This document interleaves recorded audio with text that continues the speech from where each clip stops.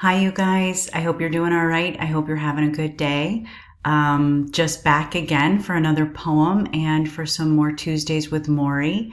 So I hope you're doing well. I hope you're taking care of yourself mentally and physically. I know we have nothing on the schedule, right? But it's still really important to take care of yourself and to stay strong through this whole ordeal that we all find ourselves in. So let's go right to our poem for today. We're going to go back to Rumi because Rumi is just always the best.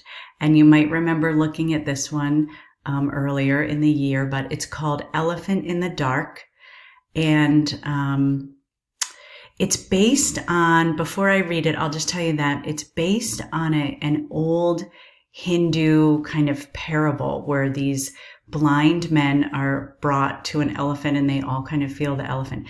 In Rumi's version, so Rumi is not Hindu, he's Muslim, he's a Sufi, which is a branch of Islam. He has the men, they're not blind, but they kind of are in this room that's dark and they can't see the elephant. So it's the same effect, but he's actually retelling a very old Hindu legend. Elephant in the Dark.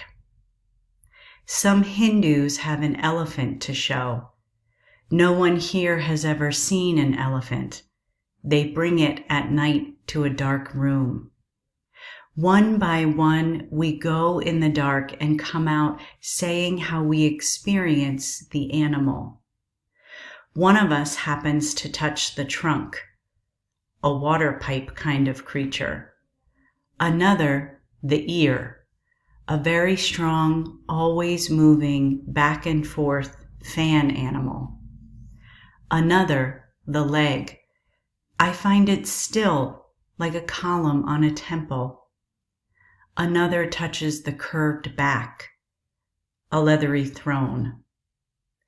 Another, the cleverest, feels the tusk, a rounded sword made of porcelain. He's proud of his description. Each of us touches one place and understands the whole in that way. The palm and fingers feeling in the dark are how the senses explore the reality of the elephant. If each of us held a candle there, and if we went in together, we could see it. So this is probably one of Rumi's most famous poems, and it talks about the idea of how we each come from our own, small, limited perspective. And I love to use this poem on the very first day of class because it makes the point of we all bring our own limited perspective to the table, but when we work together, we expand that perspective. And also, there's nothing wrong with having a small, limited perspective. That's part of being a human being. You have no choice but to be from a certain family in a certain town in a certain country, et cetera, et cetera. And so that kind of limits what you understand. And that's part of being a human. But the whole point of having the full human experience is to work with each other and maybe expand that perspective. So each of the men in this poem, they're touching a different part of the elephant and they each think it's something else. And they're using kind of their background knowledge of their own perspective to kind of identify what these different parts of the elephant are. All of them are incorrect. And I love to ask the students, was each guy right or wrong? And we kind of agree that they were all wrong on the surface, but they were kind of answering with what they knew. And then, the whole point at the end there, that last stanza, if each of us held a candle there, and if we went in together, we could see it. Rumi's kind of making that point of if we had all worked together and kind of brought our small lights, our small candles, if we had put them together and gone into the room, we could have seen the whole elephant. So this is just another poem about the importance of the human family working together and people working together. And like most of the poems I've chosen for these videos, it applies directly to our situation now.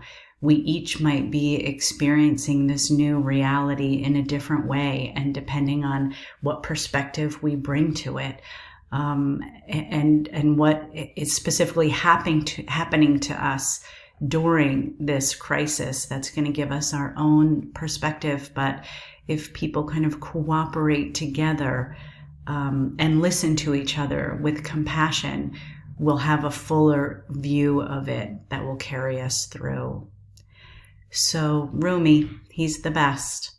Let's go to Tuesdays with Morrie, and we'll pick up where we left off yesterday. So here's where we left off yesterday, and this section starts with a quote from W.H. Auden, and the inscription here says, Morrie's favorite poet. Fate succumbs many a species, one alone jeopardizes itself. The 8th Tuesday, we talk about money. I held up the newspaper so that Morrie could see it. I don't want my tombstone to read, I never owned a network. Morrie laughed, then shook his head. The morning sun was coming through the window behind him, falling on the pink flowers of the hibiscus plant that sat on the sill.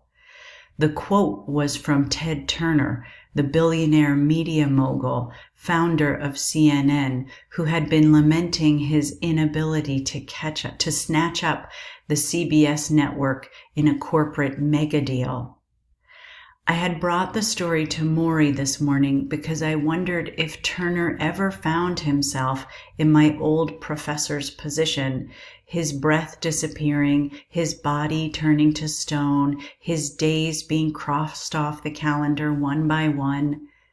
Would he really be crying over owning a network?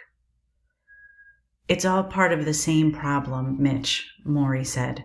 We put our values in the wrong things, and it leads to very disillusioned lives. I think we should talk about that. Morrie was focused. There were good days and bad days now.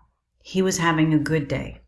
The night before, he had been entertained by a local a cappella group that had come to the house to perform, and he relayed the story excitedly, as if the ink spots themselves had dropped by for a visit.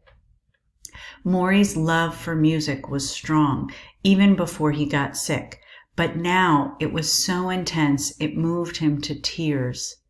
He would listen to opera sometimes at night, closing his eyes, riding along with the magnificent voices as they dipped and soared. You should have heard this group last night, Mitch. Such a sound. Morrie had always been taken with simple pleasures, singing, laughing, dancing. Now, more than ever, material things held little or no significance. When people die, you always hear the expression, "You can't take it with you." Morrie seemed to know that a long time ago. We've got a form of brainwashing going on in our country, Morrie sighed. Do you know how they brainwash people? They repeat something over and over, and that's what we do in this country. Owning things is good. More money is good. More property is good. More commercialism is good. More is good. More is good. We repeat it and have it repeated to us over and over until nobody bothers to even think otherwise. The average person is so fogged up by all this, he has no perspective on what's really important anymore. Wherever I went in my life, I met people wanting to gobble up something new, gobble up a new car, gobble up a new piece of property, gobble up the latest toy. And then they wanted to tell you about it. Guess what I got? Guess what I got? You know how I always interpreted that? These were people so hungry for love that they were accepting substitutes. They were embracing material things and expecting a sort of hug back. But it never works. You can't substitute material things for love or for gentleness, or for tenderness, or for a sense of comradeship. Money is not a substitute for tenderness, and power is not a substitute for tenderness. I can tell you, as I'm sitting here dying, when you most need it, neither money nor power will give you the feeling you're looking for, no matter how much of them you have. I glanced around Morrie's study. It was the same today as it had been the first day I arrived. The books held their same places on the shelves. The papers cluttered the same old desk. The outside rooms had not been improved or upgraded. In fact, Morrie really hadn't bought anything new, except medical equipment, in a long, long time, maybe years. The day he learned that he was terminally ill was the day he lost interest in his purchasing power. So the TV was the same old model. The car that Charlotte drove was the same old model. The dishes and the silverware and the towels, all the same. And yet the house had changed so drastically. It had filled with love and teaching and communication. It had filled with friendship and family and honesty and tears. It had filled with colleagues and students and meditation teachers and therapists and nurses and a cappella groups. It had become, in a very real way, a wealthy home, even though Morrie's bank account was rapidly depleting. There's a big confusion in this country over what we want versus what we need, Morrie said. You need food. You want a chocolate sundae. You have to be honest with yourself. You don't need the latest sports car. You don't need the biggest house. The truth is, you don't get satisfaction from those things. You know what really gives you satisfaction? What? Offering others what you have to give. You sound like a Boy Scout. I don't mean money, Mitch. I mean your time, your concern, your storytelling. It's not so hard. There's a senior center that opened near here. Dozens of elderly people come there every day.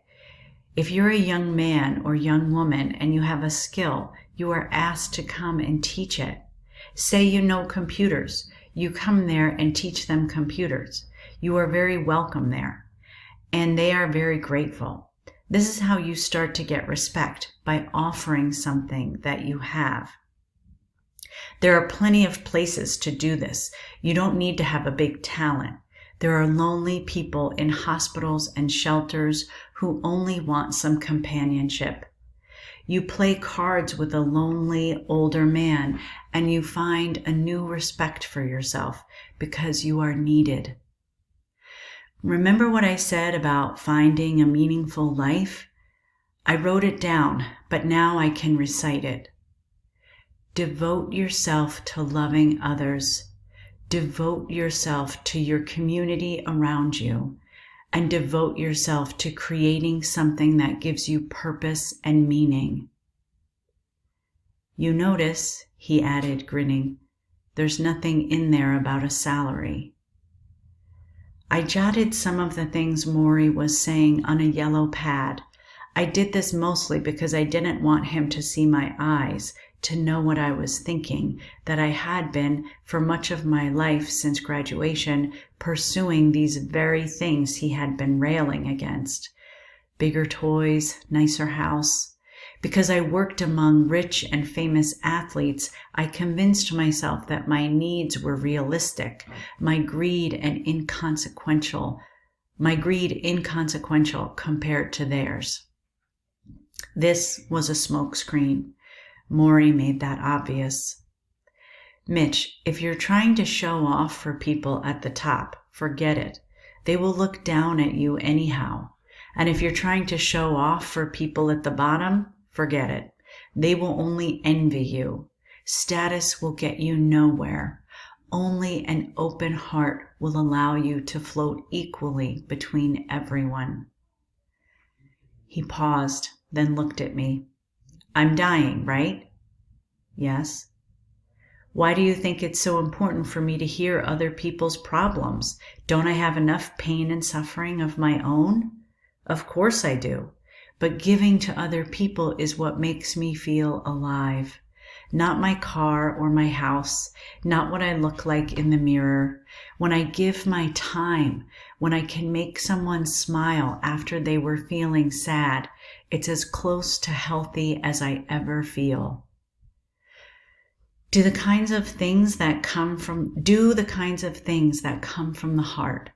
When you do, you won't be dissatisfied. You won't be envious. You won't be longing for somebody else's things. On the contrary, you'll be overwhelmed with what comes back. He coughed and reached for the small bell that lay on the chair. He had to poke a few times at it and finally picked it up and put it in his hand. And I finally picked it up and put it in his hand. Thank you, he whispered. He shook it weakly, trying to get Connie's attention. This Ted Turner guy, Morrie said, he couldn't think of anything else for his tombstone? And on the next page here, we have another quote from Mahatma Gandhi. Each night when I go to sleep, I die. And the next morning, when I wake up, I am reborn. The 9th Tuesday, we talk about how love goes on. The leaves had begun to change color, turning the ride through West Newton into a portrait of gold and rust. Back in Detroit, the labor war had stagnated, with each side accusing the other of failing to communicate. The stories on the TV news were just as depressing. In rural Kentucky, 3 men threw pieces of a tombstone off a bridge, smashing the windshield of a passing car, killing a teenage girl who was traveling with her family on a religious pilgrimage. In California, the O.J. Simpson trial was heading toward a conclusion, and the whole country seemed to be obsessed. Even in airports, there were hanging TV sets tuned to CNN so that you could get an O.J. update as soon as you made your way to a gate. I had tried calling my brother in Spain several times. I left messages saying that I really wanted to talk to him, that I had been doing a lot of thinking about us. A few weeks later, I got back a short message saying everything was okay, but he was sorry. He really didn't feel like talking about being sick. For my old professor, it was not the talk of being sick, but the being sick itself that was sinking him.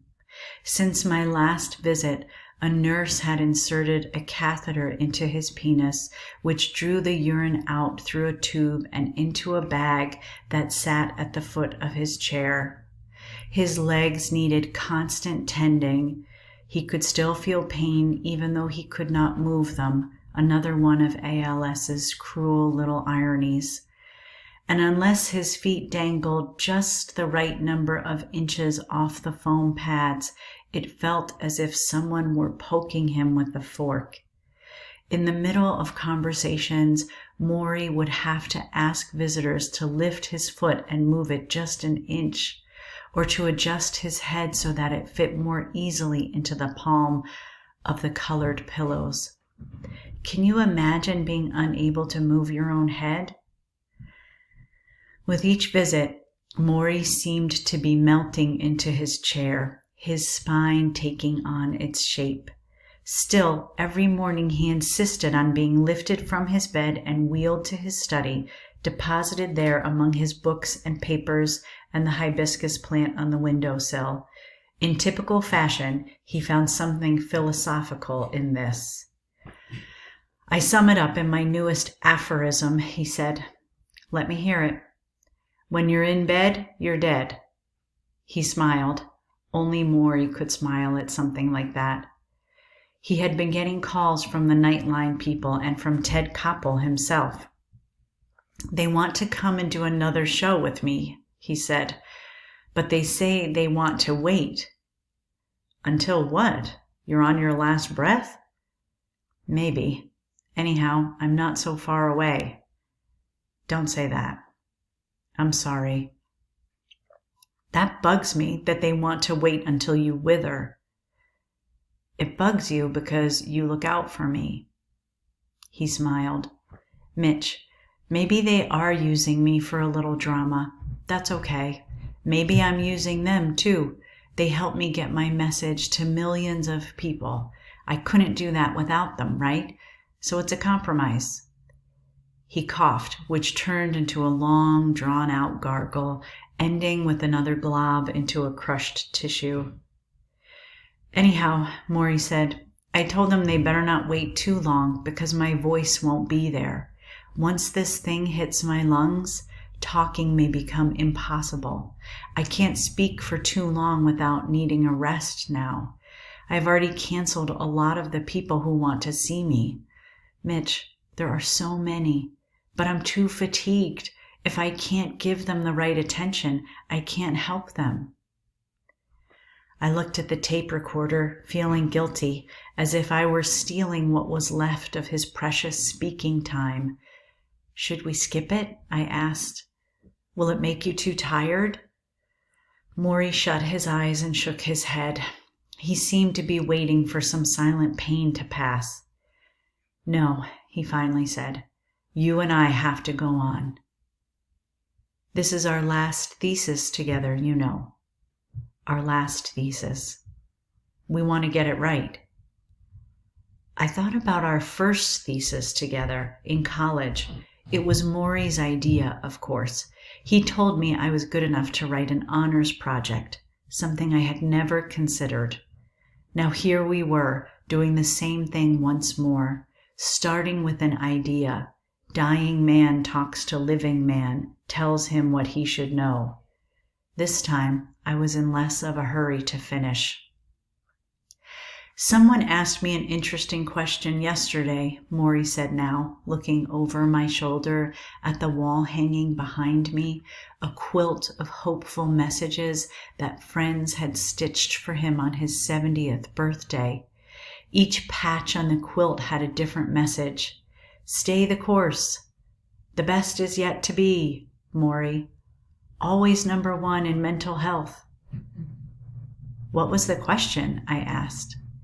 If I worried about being forgotten after I died? Well, do you? I don't think I will be. I've got so many people who have been involved with me in close, intimate ways, and love is how you stay alive, even after you are gone. Sounds like a song lyric, love is how you stay alive. Morrie chuckled.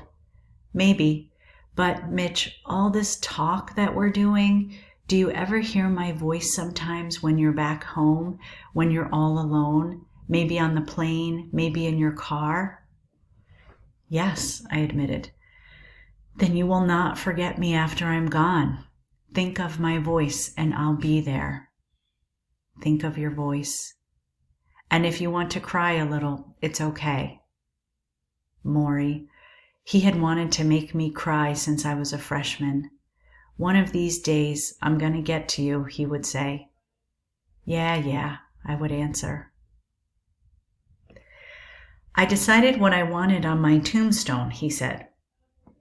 I don't want to hear about tombstones. Why? They make you nervous? I shrugged. We can forget it. No, go ahead. What did you decide? Morrie popped his lips. I was thinking of this. A teacher to the last. He waited while I absorbed it. A teacher to the last. Good, he said. Yes, I said. Very good. I came to love the way Morrie lit up when I entered the room. He did this for many people, I know, but it was his special talent to make each visitor feel that the smile was unique. Ah, it's my buddy, he would say when he saw me in that foggy, high-pitched voice. And it didn't stop with the greeting. When Morrie was with you, he was really with you. He looked you straight in the eye and he listened as if you were the only person in the world. How much better would people get along if their first encounter each day were like this, instead of a grumble from a waitress or a bus driver or a boss? I believe in being fully present, Morrie said. That means you should be with the person you're with. When I'm talking to you now, Mitch, I try to keep focused only on what is going on between us. I am not thinking about something we said last week. I'm not thinking of what's coming up this Friday. I'm not thinking about doing another Koppel show or about what medications I'm taking. I am talking to you. I am thinking about you. I remembered how he used to teach this idea in the group process class back at Brandeis. I had scoffed back then, thinking this was hardly a lesson plan for a university course. Learning to pay attention? How important could that be? I now know it is more important than almost everything they taught us in college. Morrie motioned for my hand, and as I gave it to him, I felt a surge of guilt. Here was a man who, if he wanted, could spend every waking moment in self-pity, feeling his body for decay, counting his breaths. So many people with far smaller problems are so self-absorbed, their eyes glaze over if you speak for more than 30 seconds.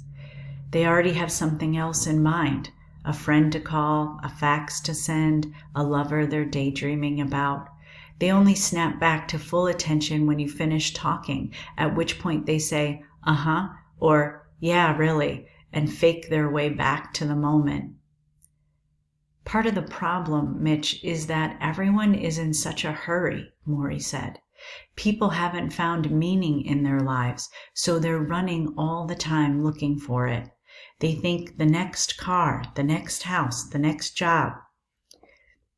Then they find those things are empty too, and they keep running. Once you start running, I said, it's hard to slow yourself down. Not so hard, he said, shaking his head. Do you know what I do? When someone wants to get ahead of me in traffic, when I used to be able to drive, I would raise my hand. He tried to do this now, but the hand lifted weakly, only 6 inches. I would raise my hand as if I was going to make a negative gesture. Then I would wave and smile. Instead of giving them the finger, you let them go and you smile. You know what? A lot of times they smiled back. The truth is, I don't have to be in that much of a hurry with my car. I would rather put my energies into people. He did this better than anyone I'd ever known. Those who sat with him saw his eyes go moist when they spoke about something horrible, or crinkle in delight when they told him a really bad joke. He was always ready to openly display the emotion so often missing from my baby boomer generation. We are all great at small talk. What do you do? Where do you live? But really listening to someone without trying to sell them something, pick them up, recruit them, or get some kind of status in return. How often do we get this anymore? I believe many visitors in the last few months of Morrie's life were drawn not because of the attention they wanted to pay him, but because of the attention he paid to them. Despite his personal pain and decay, this little old man listened the way they always wanted someone to listen. I told him he was the father everyone wishes they had.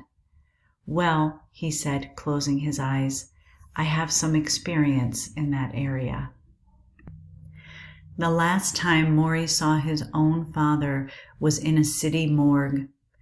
Charlie Schwartz was a quiet man who liked to read his newspaper alone under a street lamp on Tremont Avenue in the Bronx. Every night when Morrie was little, Charlie would go for a walk after dinner. He was a small Russian man with a ruddy complexion and a full head of grayish hair. Morrie and his brother, David, would look out the window and see him leaning against the lamppost, and Morrie wished he would come inside and talk to them, but he rarely did. Nor did he tuck them in, nor kiss them good night. Morrie always swore he would do these things for his own children if he ever had any, and years later, when he had them, he did. Meanwhile, as Morrie raised his own children, Charlie was still living in the Bronx. He still took that walk. He still read the paper. One night, he went outside after dinner. A few blocks from home, he was accosted by 2 robbers. "Give us your money," one said, pulling a gun. Frightened, Charlie threw down his wallet and began to run. He ran through the streets and kept running until he reached the steps of a relative's house, where he collapsed on the porch. Heart attack. He died that night. Morrie was called to identify the body. He flew to New York and went to the morgue. He was taken downstairs to the cold room where the corpses were kept. "Is this your father?" the attendant asked. Morrie looked at the body behind the glass, the body of the man who had scolded him and molded him and taught him to work, who had been quiet when Morrie wanted him to speak, who had told Morrie to swallow his memories of his mother when he wanted to share them with the world. He nodded and he walked away. The horror of the room, he would later say, sucked all other functions out of him. He did not cry until days later. Still, his father's death helped prepare Morrie for his own. This much he knew. There would be lots of holding and kissing and talking and laughter and no goodbyes left unsaid, all the things he missed with his father and his mother. When the final moment came, Morrie wanted his loved ones around him, knowing what was happening. No one would get a phone call or a telegram or have to look through a glass window in some cold and foreign basement. All right, you guys, that's good for today. So I hope you have a good day, a good rest of the day. Don't forget to take care of yourself. Don't forget to be present to people, like Morrie was saying. That's probably the best advice, right? No matter what state you're in, no matter where you are, you always have the ability to be present to the people around you. So enjoy the day, take care, and I'll see you tomorrow.